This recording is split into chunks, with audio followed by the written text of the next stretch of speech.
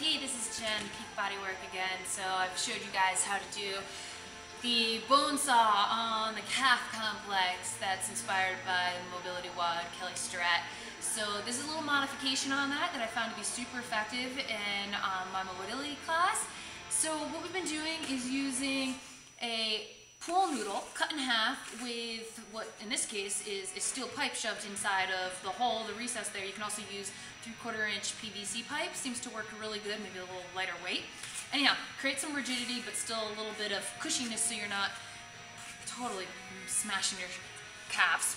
So what we've been doing is placing this right behind the knee, starting off there, and then sitting back, pinning the pool noodle between the calf and the hamstrings, and you're just going to shift your weight to the right and the left, finding those little speed bumps within the muscle. Usually for most people it's on the outside of the muscle, but sometimes people also have it more in the more medial, the inner aspect. So what you're doing is you're just rocking back and forth. Once you find that little speed bump, you want to make little micro shifts to the right and the left. So we're just doing a little cross fiber friction right over that area of dense tissue.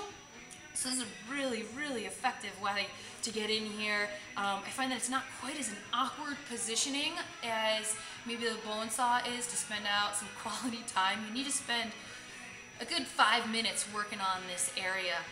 So another thing that we've been doing is pressing down on the outside, so you're creating a little bit of a bowing, and that really creates even more effective pressure here.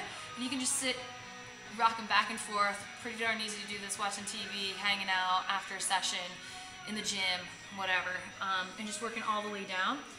I found that the pool noodle works a little bit better than the foam roller in getting up into the higher aspect, getting up close to that knee pit area. One thing is, if you don't have a whole lot of plantar flexion, the ability to point your toes like a ballerina, you can always put your ankles up on top of your foam roller. Now stick your pool noodle back there and sit on back just to be able to scale this mobilization technique for folks who don't have a whole lot of ankle range of motion yet. It's been fantastic for folks who've been struggling with some plantar fascia issues, maybe some posterior shin splints. It's been really effective. Another method that we've come up with for a little more self-torture is using your handy dandy multi-purpose lacrosse ball, also shoving it right in the back of that knee pit. I've been finding that it kind of squirts out to the side, so if you place your hand on it just to hold it there, you can really get into some of these trigger points that plague so many people. And remember, just every time you hit a trigger point, you want to be hanging out for at least 60 to 90 seconds.